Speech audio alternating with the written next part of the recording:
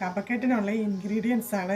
രണ്ട് ഐറ്റംസ് വെച്ചിട്ട് നമുക്ക് കഫക്കെട്ട് മാറ്റുന്നത് എങ്ങനെയാണെന്ന് നമുക്ക് നോക്കാം. ഇത് കുരുമുളകാണ്, ഉണങ്ങിയ കുരുമുളക്. ഇത് പനങ്കൽക്കണ്ടെന്ന് പറയും, വൈദ്യശാലയിലും ഒക്കെ മേടിക്കാൻ കിട്ടും. പനങ്കൽക്കണ്ടമാണ്. രണ്ടും കൂടി പൊടിച്ചിട്ട് എന്താ ചെയ്യുന്നത് നമുക്ക് നോക്കാം. അപ്പോൾ നമുക്ക് ഫസ്റ്റ് കുരുമുളക് പൊടിച്ചെടുക്കാം. കുരുമുളകിലിട്ടിട്ട് നന്നായിട്ട് പൊടിച്ചെടുക്കാം. അപ്പം രമ്യ കുരുമുളക് പൊടിച്ച് കഴിഞ്ഞിരിക്കുകയാണ്. ഏകദേശം നന്നായിട്ട് നൈസായിട്ട് പൊടിഞ്ഞു.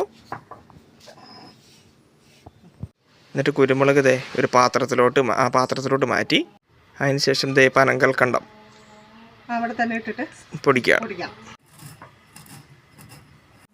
അപ്പം കൽക്കണ്ടം നല്ല അടിപൊളിയായിട്ട് പൊടിഞ്ഞ് നല്ല പൗഡർ പോലെ ആയിട്ടുണ്ട്.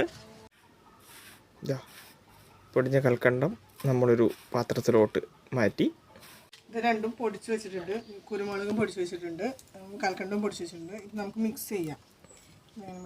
കുറച്ചിടാം. ആവശ്യത്തിന് ഇട്ടിട്ട് ഈ കുരുമുളക് ചേർക്കാം.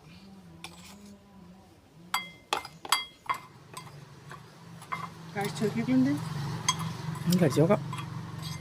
ഇതിൻ്റെ ഇത് ചെറിയുള്ളി കൂട്ടി വേണം കഴിക്കാൻ. ആണോ? അങ്ങനെയുണ്ടോ? അങ്ങനെയൊക്കെ ഉണ്ട്. എരിവുണ്ടോ?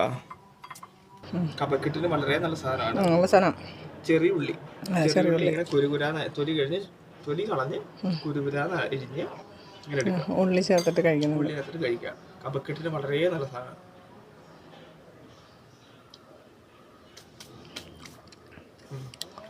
ഇതെങ്ങനെ കഴിക്കും? ഉള്ളി എടുക്കുക, മുക്കുക, കഴിക്കുക. അങ്ങനെയല്ല, ദിവസത്തില് അങ്ങനെയൊന്നുമില്ല.